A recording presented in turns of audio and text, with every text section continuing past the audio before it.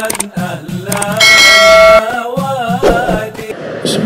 Al-Fatihah ila ruh Sayyidina wa Habibina wa Syafiina Rasulillah Muhammad ibn Abdillah wa ala alihi wa ashabihi wa azwajihi wa zuriyatihi wa ahli baiti ajma'in, khususan ila ruh Sayyidina Ahmad bin Isa al-Muhajir Faqil Muqaddam Muhammad ibn Ali wa alawi wa usuli wa furu'ihim anna Allah yu'li darajatihim fil jannati kathiru musubatihim wa yudaifu hasanatihim wa yahfazna bihim yanfa'una bihim wa yu'idu alaina min barakatihim wa asrarihim wa anwarihim wa ulumihim wa nafahatihim fid dini wad dunya wal akhirah. Al-Fatihah. Bismillahirrahmanirrahim. Alhamdulillahi rabbil alamin arrahmanir rahim maliki yaumiddin. Iyyaka na'budu wa iyyaka nasta'in shiratal mustaqim shiratal ladzina an'amta 'alaihim maghdubi 'alaihim waladdallin. Amin. Al-Fatihah bi niyyati shifa ila ruh wal jasad Suhaidi Hanafi wa Fatma. Al-Fatihah. Bismillahirrahmanirrahim. Alhamdulillahi rabbil alamin arrahmanir rahim maliki yaumiddin. Iyyaka na'budu wa iyyaka nasta'in ihdinas siratal mustaqim siratal ladzina an'amta 'alaihim ghairil maghdubi 'alaihim waladdallin. Amin. Assalamualaikum warahmatullahi wabarakatuh. Alhamdulillah. Innal hamdalillah nahmaduhu hamdan yaliku bi jamalih wa nasta'inuhu isti'anatan taliku bi kamalih wa nastahdihi hidayata man aqarra bi 'azamatihi wa jalalih. Thumma nusalli wa nusallim ala sayyidina Muhammadin wa alihi, amma ba'du. Subhanaka la ilma lana illa ma 'allamtana innaka antal alimul hakim. Rabbi israh li sadri wa yassir li amrin wahlul 'uqdatan min lisani yafqahu qawli wasaddid lisani wa hadi qalbi bihaqqi sayyidina Muhammadin sallallahu alaihi wa alihi wasallam. Ya man huwa fi 'uluwihi kain, ya man huwa fi fi'li hamid, ya man huwa fi majdi matin. Allahumma akrimna bi nuril fahmi wa akhrijna min zulumatil wahmi warzuqna fahman nabiyyin wa hifdzal mursalin wa ilhama malaikatil muqarrabin. Rabbana zidna ilman wa fahma wa aqla ya akramal akramin bihaqqi sayyidina Muhammadin khatamil anbiya wal mursalin. Ya Rahman ya Rahim. Wa sallallahu ala sayyidina Muhammadin wa ala alihi wa sahbihi wa barak wa sallam. Walhamdulillahi rabbil alamin. Alhamdulillah, puji syukur kehadirat Allah. Salawat dan salam senantiasa kita curahkan kepada junjungan mulia Nabi kita tercinta Sayyiduna wa Maulana Muhammad sallallahu alaihi wa alihi wa barak wasallam, beserta seluruh sahabat beliau, keluarga beliau dan umatnya yang senantiasa melaksanakan ajaran beliau hingga akhir masa nanti. Kajian kita masih melanjutkan pembahasan yang lalu tentang firman Allah subhanahu wa ta'ala, wa may yuti'illaha wa rasulah fa ulaika ma'al ladzina an'ama Allahu 'alaihim minan nabiyyina was-siddiqina wasyuhada'i was-shalihin. Kita sudah membahas mulai dari para nabi, para siddiqin, dan sekarang sampai kepada pembahasan para syuhada. Syuhada bentuk jamak dari syahid. Arti dari pada syuhada adalah orang-orang yang wafat di dalam medan peperangan dengan berjihad di jalan Allah Subhanahu wa taala. Nah, kaitannya dengan syahada. Syahada artinya orang yang mendapatkan syahid. Derajat orang-orang yang mendapatkan gelar syahada itu adalah satu derajat yang sangat tinggi yang Allah berikan kepada hamba yang Allah cintai. Bahkan para syuhada ini diberikan keistimewaan bisa memberikan syafaat di yaumul qiyamah, sebagaimana yang disabdakan oleh Rasulullah sallallahu alaihi wasallam, thalathatun yashfa' yaumul qiyamah. Ada 3 golongan yang bisa memberikan syafaat di hari kiamat. Yang pertama al-anbiya, para nabi, thumma al-ulama, kemudian para ulama, thumma syuhada, kemudian yang ketiga para syuhada. Begitu mulia derajat para syuhada sehingga Allah nyatakan jangan pernah mengatakan mereka itu mati, tapi hakikatnya mereka berpindah alam. Wala taqulu liman yuqtalu fi sabilillah amwat bal ahya. Jangan kalian menyatakan orang-orang yang wafat di jalan Allah mereka itu mati, melainkan mereka itu hidup. Di ayat yang lain Allah nyatakan diberikan rizki di sisi Allah Subhanahu wa ta'ala. Begitu mulia derajatnya syahada, mendapatkan syahid, sehingga Nabi sallallahu alaihi wasallam mengajarkan kepada kita agar senantiasa berdoa kepada Allah Subhanahu wa taala agar diberikan wafat dalam keadaan syahid. Hadis yang diriwayatkan oleh al-Imam Muslim yang lahir pada tahun 204 Hijriah, wafat pada tahun 261 Hijriah. Rasul sallallahu alaihi wa alihi wasallam bersabda, "Man sa'alallaha ta'ala syahadah bisidqin ballagahu Allahu manazila syuhada'i wa in mat ala firashih."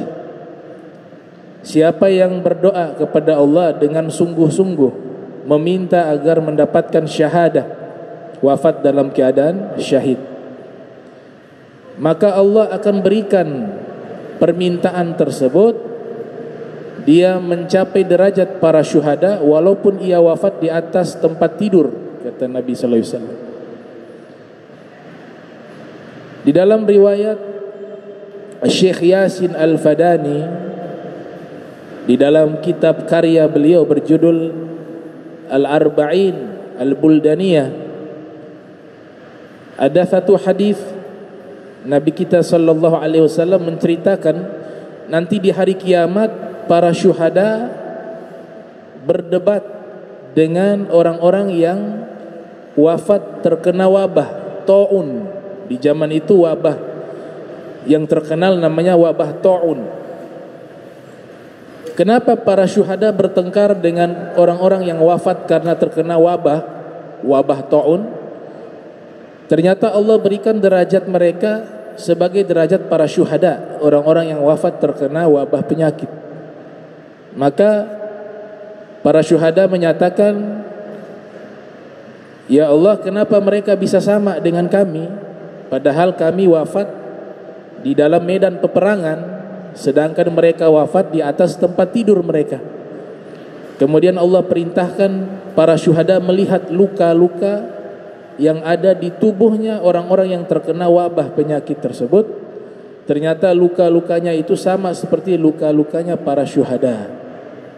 Dengan syarat, kata Imam Ibnu Hajar Al-Asqalani dalam kitab Fathul Bari yang lahir pada tahun 773 Hijriah, beliau mengatakan dengan syarat sabiran, dia menerima jika terkena wabah tersebut, dia tidak memprotes kepada Allah Subhanahu wa taala, dia bersabar, maka dia mendapatkan pahala itu, pahala asy-syahadah.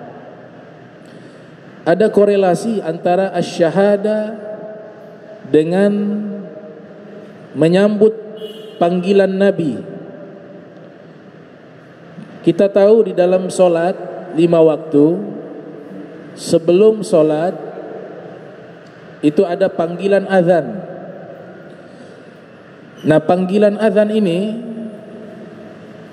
tidak pernah dilakukan oleh Nabi. Rasul sallallahu alaihi wasallam seumur hidup tidak pernah mengumandangkan azan seumur hidup beliau. Ada sebabnya.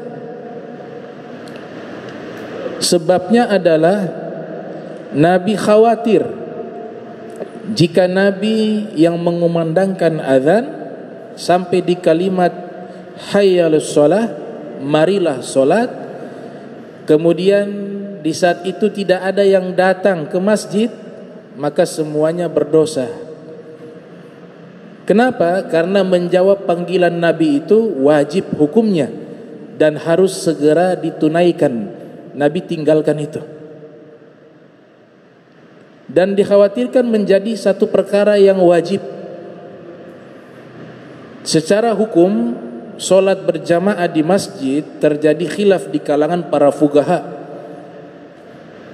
Di dalam mazhab Syafi'i ini ada dua pendapat yang tarjih, pendapat yang kuat. Pendapat pertama, solat berjamaah di masjid atau secara umum solat berjamaah itu hukumnya fardu kifayah menurut Imam An-Nawawi yang lahir 631 Hijriah, wafat 676 Hijriah, di dalam kitabnya Al-Majmu'. Fardu kifayah artinya jika tidak dilakukan solat tersebut secara berjamaah di masjid, tidak ada orang yang solat, maka satu kampung berdosa. Tapi jika sudah ada yang melakukannya, walaupun 2 orang, walaupun 3 orang, maka tidak terkena dosa satu kampung tersebut selama mereka mengerjakan solat. Itu namanya fardu kifayah. Pendapat kedua mengatakan sunnah muakkadah dalam mazhab Syafi'i. Itu pendapat Imam Rafi' mengatakan sunnah muakkadah. Pendapat mazhab Hambali menyatakan hukumnya wajib solat berjamaah di masjid, atau secara umum wajib solat 5 waktu itu secara berjamaah, pendapat mazhab Hambali, dan wajib menurut pendapat mazhab Hanafi. Kesimpulannya, terjadi khilaf di kalangan para ulama tentang status solat wajib berjamaah. Namun jika Nabi yang azan, seandainya di zaman tersebut Rasulullah yang azan kalimat hayya lis-shalah, maka mutlak menjadi wajib. Yang terlambat datang berdosa, yang tidak solat di masjid berdosa. Nabi tidak mau memberatkan umatnya, maka Nabi tinggalkan azan. Yang diberikan perintah azan adalah Sayyiduna Bilal dan Abdullah ibni Ummi Maktum. Itu bentuk kasih sayang Nabi kepada umatnya. Beliau merasa berat jika ada sesuatu yang membuat kalian susah, dan beliau sangat bersungguh-sungguh ingin menyelamatkan kalian. Beliau Rasul sangat kasih dan penyayang kepada orang-orang yang beriman. Raufur Rahim sifatnya Allah Subhanahu wa taala. Innallaha bin nasi la raufur rahim. Sesungguhnya Allah kepada manusia sangat belas kasih, sangat penyayang. Namun sifat ini Allah berikan kepada Nabi Muhammad sallallahu alaihi wasallam. Nah, nama-nama Allah disebut dengan al-asma, lillahil asmaul husna. Allah memiliki nama-nama yang indah. Allah juga memiliki sifat, as-sifatu, sehingga Imam Al-Baihaqi menyusun satu kitab berjudul Al-Asma was Sifat. Asma dan sifat-sifatnya Allah Subhanahu wa taala. Al-asma tata'allaku bil fi'li was sifat tata'allaku bidzat. Kalau nama-nama Allah berkaitan dengan perbuatan Allah. Kalau sifat-sifat Allah berkaitan tentang zatnya Allah Subhanahu wa taala. Allah berikan sifat itu kepada Nabi, Raufur Rahim, pengasih, penyayang. Sama seperti Bismillahirrahmanirrahim. Jadi Nabi itu adalah manifestasi daripada sifat kasih sayangnya Allah. Dengan adanya Nabi kita Muhammad sallallahu alaihi wasallam. Di dalam hadis Sahihul Bukhari disebutkan oleh Imam Bukhari yang lahir pada tahun 194 Hijriah, wafat 256 Hijriah, ada sahabat namanya Abu Sa'id ibnul Mu'alla. Abu Sa'id Ibnul Mu'alla mengatakan, kuntu usolli fil masjid fada'ani Rasulullah sallallahu alaihi wasallam. Pada satu hari aku sedang solat di masjid. Ini konteksnya berkaitan tentang menjawab panggilan Nabi. Nabi memanggilku di saat aku sedang solat. Falam ujibhu. Aku tidak menjawab panggilan Nabi karena sedang solat. Selesai daripada solat, fa'ataituhu, aku mendatangi Rasul. Kemudian aku menyatakan, ya Rasulullah, tadi aku tidak menjawab panggilanmu karena aku sedang solat. Kuntu usolli. Faqala Rasul sallallahu alaihi wasallam, kemudian Nabi sallallahu alaihi wasallam bersabda, alam yaqul Allahu ta'ala istajibu lillahi wa li rasulihi idza da'akum lima yuhyikum. Jawablah panggilan Allah dan Rasulnya apabila dia memanggil kalian. Para ulama yang menjelaskan makna hadis tersebut, mereka menyatakan menjawab panggilan Nabi hukumnya fardhu ain, hukumnya wajib. Bahkan dari konteks hadis ini, menjawab panggilan Nabi itu lebih wajib dari solat 5 waktu. Nabi menyebutkan ayat tersebut dengan maksud, kalau saya memanggil dirimu Abu Sa'id, walaupun engkau dalam keadaan solat, engkau wajib membatalkan solat tersebut untuk menjawab panggilanku. Itu maksud daripada penjelasan Nabi kita Muhammad sallallahu alaihi wasallam. Al-Imam Abu Qasim As-Suhaili Al-Andalusi yang lahir pada tahun 508 Hijriah, wafat pada tahun 581 Hijriah, memiliki satu karya ilmiah, kitab sejarah Nabi berjudul Ar-Raudul Unf. Diceritakan di dalam kitab tersebut ada seorang sahabat bernama Hanzalah. Hanzalah ini baru menikah, sudah mendapatkan kabar besok harinya akan berjihad, berperang fi sabilillah bersama Rasul sallallahu alaihi wasallam. Pada waktu itu peperangannya adalah Ghazwatul Uhud, perang Uhud. Hanzalah melapor kepada Nabi meminta izin, ya Rasulullah, saya izin sebentar malam saya mau bersama istri saya, pengantin baru menikah. Nabi izinkan. Layaknya pengantin baru, malam pertama. Tiba waktu pagi, ada seruan menyatakan untuk segera keluar dari rumah untuk ikut serta bersama Nabi di dalam jihad fisabilillah. Hanzalah mendengar panggilan itu, spontan ia menjawab dengan segera ia keluar, mengambil baju besinya, pedangnya, buru-buru keluar dari rumahnya, ikut rombongan Rasul sallallahu alaihi wasallam berjihad, hingga beliau lupa mandi janabah.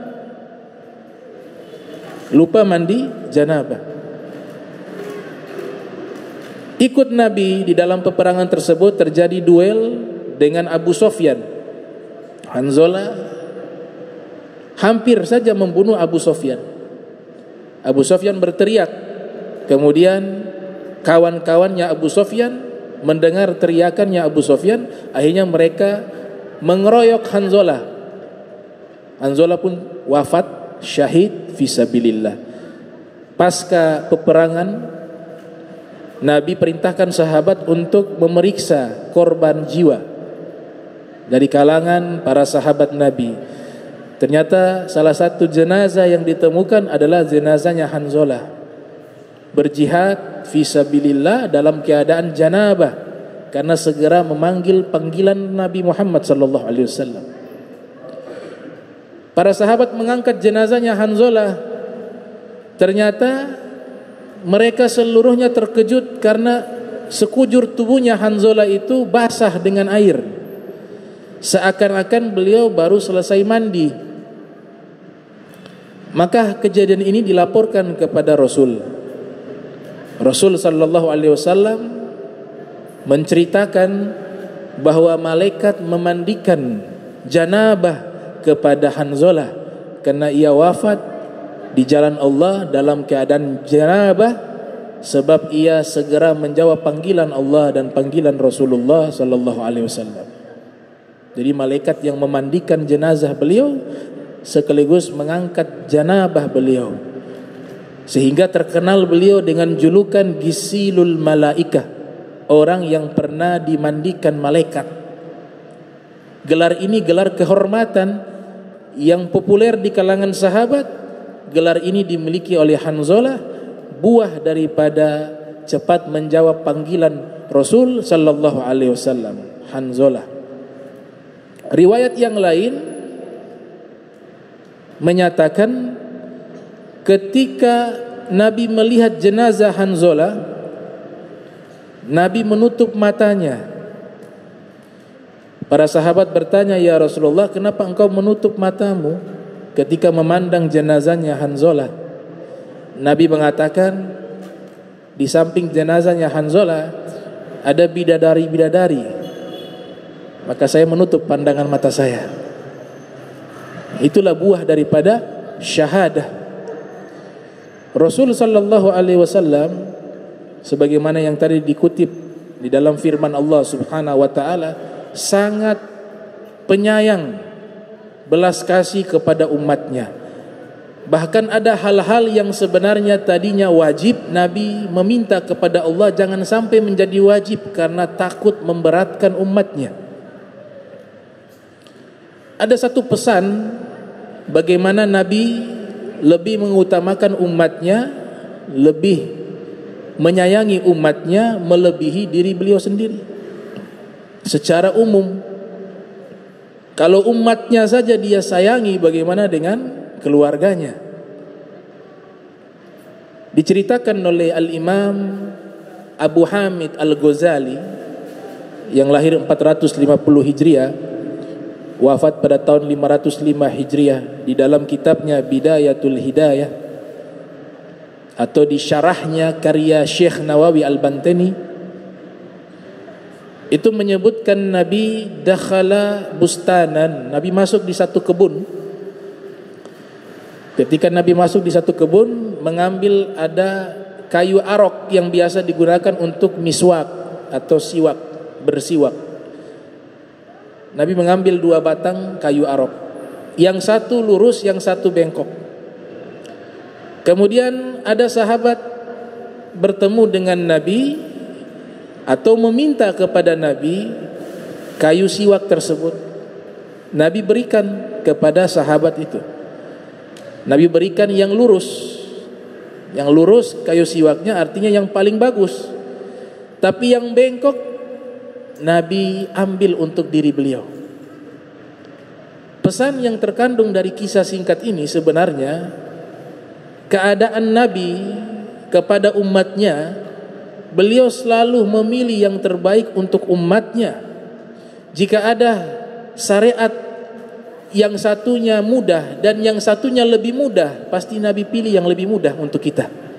Jika ada syariat yang susah dan yang satunya tidak susah, mudah, maka Nabi akan memilih yang mudah untuk kita. Nabi meninggalkan yang susah untuk kita. Itu sifatnya Rasul sallallahu alaihi wasallam. Dan ini dinyatakan oleh istri beliau, Sayyidatuna Aisyah, sebagaimana hadis yang diriwayatkan oleh Imam Bukhari dalam sahihnya dan Imam Muslim. Beliau mengatakan, "Ma khuyyiran Nabi sallallahu alaihi wasallam baina amrain illa akhadha aisarahumma ma lam yakun ithma." Apabila Nabi diberikan pilihan oleh Allah tentang 2 perkara, maka pasti Nabi akan memilih perkara yang paling mudah selama perkara tersebut tidak mendatangkan dosa, kata Sayyidatuna Aisyah. Jadi banyak syariat-syariat yang sebenarnya Nabi mampu lakukan itu, Nabi tinggalkan karena khawatir memberatkan umatnya. Termasuk azan tadi, dikhawatirkan menjadi wajib panggilan itu. Dan juga termasuk berkurban. Berkurban itu hukumnya sunnah, tapi wajib untuk Nabi. Hadis yang dikeluarkan oleh Imam Zakaria Al-Ansari yang lahir pada tahun 824 Hijriah, itu disebutkan Nabi mengatakan, umirtu bin nahr wa huwa sunnatun lakum, diwajibkan bagi saya berkurban dan sunnah untuk kalian, umatnya Nabi Muhammad SAW. Sebenarnya ini permintaan Nabi karena tidak mau memberatkan umatnya. Riwayat yang lain, Nabi SAW senang bersiwak. Tiap kali solat beliau bersiwak, berwudu beliau bersiwak. Namun ada beberapa kesempatan dan waktu beliau meninggalkan siwak. Kenapa? Karena segala sesuatu jika dilakukan oleh Nabi terus menerus secara kontinu, maka dikhawatirkan diturunkan wahyu dan dijadikan status hukumnya wajib, karena sering dilakukan oleh Rasulullah. Rasulullah tinggalkan itu. Dan itu Nabi nyatakan di dalam hadis Sahih Al-Bukhari, laula an asyukka ala ummati la amartuhum bisiwaki ma'a kulli salatin. Jikalau saya tidak khawatir memberatkan umatku, niscaya saya perintahkan mereka menggunakan siwak setiap kali solat. Fi riwayatin ukhra, dalam satu riwayat Nabi katakan ma'a kulli wudu, di setiap kali berwudu. Nabi tinggalkan sekali-sekali agar jangan sampai menjadi wajib kepada kita. Hal yang sama puasa Nabi Daud. Hadis yang diriwayatkan oleh Al-Imam Al-Bukhari dalam sahihnya, Nabi kita Muhammad sallallahu alaihi wasallam bersabda, inna ahabbas siyam ilallahi ta'ala siyamu Dauda kana yasumu yauman wa yuftiru yauman. Sesungguhnya puasa sunnah yang paling Allah cinta adalah puasa sunnahnya Nabi Daud. Beliau berpuasa satu hari dan berbuka satu hari. Al-Imam Ibnul Qayyim yang lahir pada tahun 691 Hijriah, wafat 751 Hijriah, dalam kitabnya Zadul Ma'ad fi Hadyi Khairil Ibad, beliau menyatakan Nabi sallallahu alaihi wasallam seumur hidup tidak pernah melakukan puasa Nabi Daud. Bukan berarti Nabi tidak mampu melakukan itu atau Nabi tidak senang melakukan itu. Mampu, Nabi juga senang. Tapi Nabi khawatir jika dirutinkan dan melakukan puasa Nabi Daud diikuti oleh para sahabat, dikhawatirkan nanti diwajibkan dan hal itu akan memberatkan umatnya. Jadi Nabi berpikir bukan hanya umatnya yang hidup di zaman beliau saja, tapi Nabi juga berpikir jauh ke depan, umatnya yang akan muncul di masa akan datang. Dikhawatirkan itu memberatkannya, maka Nabi tinggalkan itu. Nabi memilih puasa sunnahnya Senin Kamis.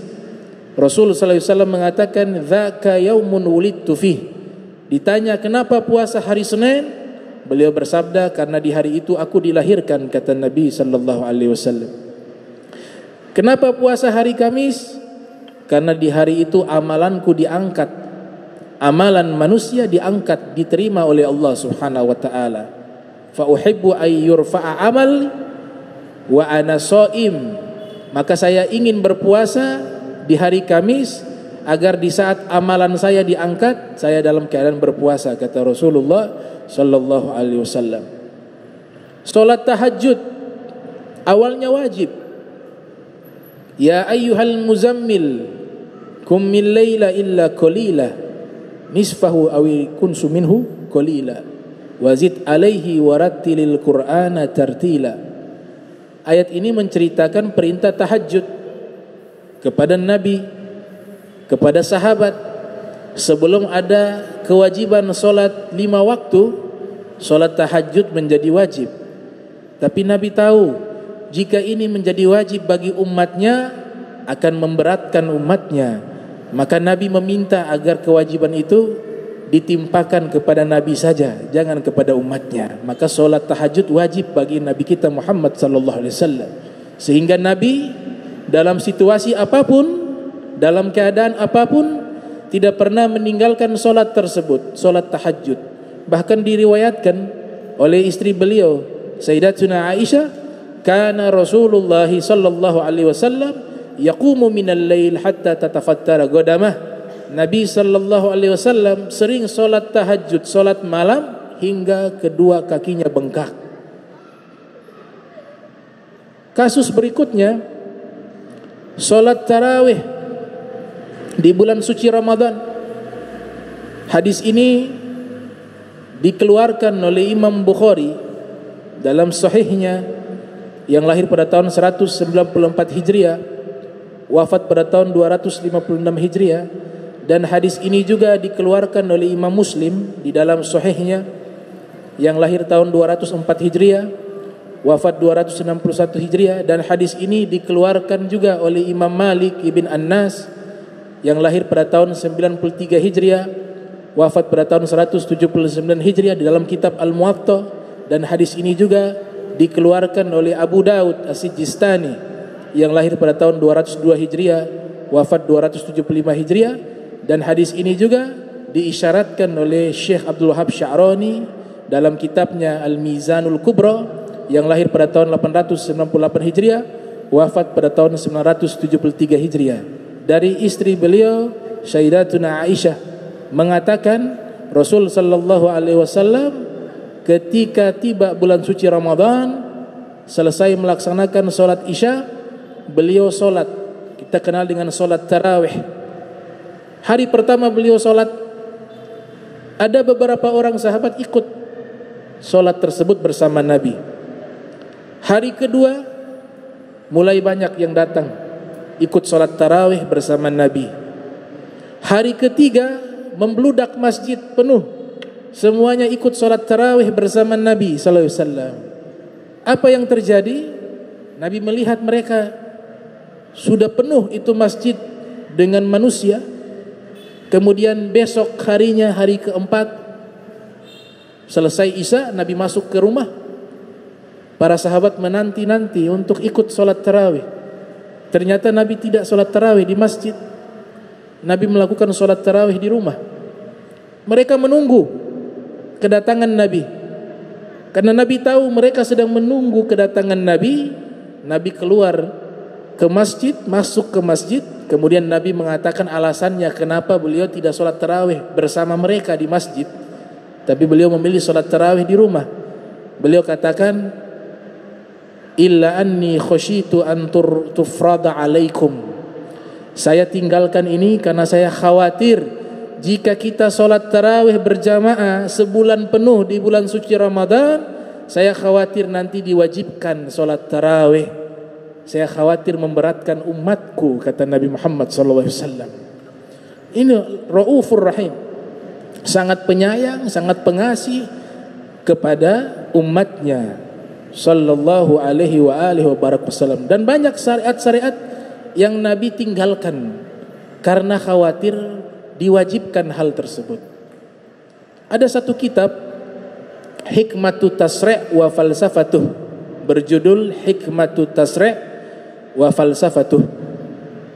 Solat wajib yang diwajibkan kepada kita 5 waktu, tapi solat zuhur sama asar tidak ada suara ketika dibaca surat tersebut. Solat maghrib ada suaranya, jahar. Solat isya ada suaranya. Solat subuh ada suaranya. Ternyata ada hikmahnya daripada syariat tersebut. Kewajiban solat sudah ada sejak Nabi berada di Makkah Al-Mukarramah. Kenapa solat zuhur dan asar tidak mengeluarkan suara? Karena di waktu tersebut itu banyaknya kesibukan manusia dan banyaknya orang-orang musyrik. pada saat itu ibadah yang dilakukan sembunyi-sembunyi, dakwah juga dakwah yang sembunyi-sembunyi. Maka khawatir jika dibaca surat terdengar oleh orang-orang musyrik, maka nantinya akan membahayakan keselamatan umat Nabi Muhammad SAW yang hidup pada waktu itu bersama Nabi di kota Makkah Al-Mukarramah, sehingga tidak dibaca surat di waktu tersebut karena begitu ramainya orang musyrik beraktivitas di waktu itu.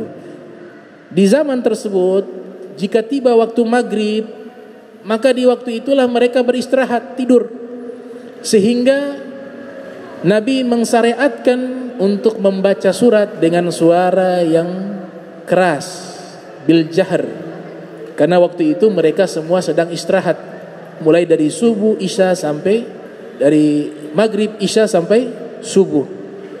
Dan ini dipatenkan oleh Nabi, tidak diminta dirubah oleh Nabi, maka dijadikan syariat sampai saat ini. Kita sholat zuhur, sholat asar tidak mengeluarkan suara, tapi ketika maghrib isya subuh kita mengeluarkan suara membaca surat di 2 rakaat awal sholat isya, dan 2 rakaat awal sholat maghrib, dan 2 rakaat di sholat subuh. Kenapa dilakukan syariat ini? Karena Nabi kasihan, berkasih sayang kepada umatnya, khawatir nanti membahayakan umatnya. Bahkan Rasul sallallahu alaihi wasallam di dalam satu riwayat itu meminta kepada Allah agar segala sesuatu yang memberatkan umatnya, kalau beliau mampu memikulnya, maka berikanlah kepadaku, kata Nabi, biar aku yang memikulnya, berat daripada segala sesuatu, asalkan umatnya itu tidak mengalami hal yang menyulitkan, tidak memberatkan umatnya. Itulah Raufur Rahimnya Nabi Muhammad sallallahu alaihi wasallam. Dan ini luar biasa. Semua sifat-sifat Nabi, nama-nama Nabi yang diberikan oleh Allah Subhanahu wa taala, disebutkan oleh Ibnu Arabi, itu ratusan nama, ratusan gelar. Bahkan dikatakan sebagian ulama ribuan gelar Nabi Muhammad sallallahu alaihi wasallam. Di dalam terminologi adat istiadat Arab di zaman tersebut, makin banyak memiliki gelar makin mulia. Kathratul asma tadullu ala syarafil musamma. Makin banyak nama makin menunjukkan kemuliaan. Oleh sebab itu Allah memiliki banyak nama. Inna lillahi tis'atan wa tis'ina isma man akhsaha dakhalal jannah. Sesungguhnya Allah Subhanahu wa taala memiliki 99 nama. Siapa yang menghafalnya dan mengamalkannya, dia masuk ke dalam surga. Dan nama Nabi kita juga nama yang banyak yang Allah berikan, karena beliau memiliki kemuliaan yang luar biasa. Imam Suyuti mengarang kitab khusus membahas tentang nama-nama Nabi Muhammad, berjudul Al-Mirqatul Aliyah fi Syarhil Al-Asma'i An-Nabawiyah. Al-Imam Zarwuq Al-Fasi juga memiliki karya ilmiah yang menjelaskan satu persatu asma-asma Allah, nama-nama Allah, berjudul Syarhul Asma'il Husna, Syarah Asma'il Husna. Jadi kita kalau mau membalas kebaikan Nabi Muhammad, tidak akan bisa mampu kita balas. Imam Haddad mengatakan, ya fata la tuzin nabiyyaka walau ji'ta ala aini sa'iri, atau kama qala Al-Habib Abdullah Al-Haddad. Imam Haddad mengatakan, wahai pemuda kaum muslimin, la tuzin nabiyyaka, kalian tidak akan mampu membalas kebaikan Nabi kalian, Nabi Muhammad sallallahu alaihi wasallam. Walau ji'ta, walaupun engkau mendatangi Nabi, ziarah ke kuburan Nabi, berjalan menggunakan mata engkau belum mampu membalas kebaikan Nabi Muhammad sallallahu alaihi wasallam. Hal jazahul ihsan illa ihsan, maka kebaikan harus kita balas dengan kebaikan. Cara berbuat baik, balas budi kepada Nabi, yang paling pertama adalah kita banyak bersalawat dan mengucapkan salam kepada Sayyidil Wujud Al-Mustafa Muhammad ibni Abdillah salawatuhu wa salamu alaihi. Allahumma jam'ana hadha jam'a marhuma wa tafarraqana min ba'di tafarraqa ma'suma wa la tajal minna wa la minna syakiya wa la mahruma. Allahumma nadzih qulubana 'anit ta'alluqi biman dunak waj'alna min qaumin tuhibbuhum wa yuhibbunak. Subhanaka bihamdika asyhadu an la ilaha illa anta astaghfiruka wa atubu ilaih. Wa sallallahu sayyidina Muhammadin wa ala alihi wa sahbihi wa barik wa sallam wa lakum minkum wassalamu alaikum warahmatullahi wabarakatuh.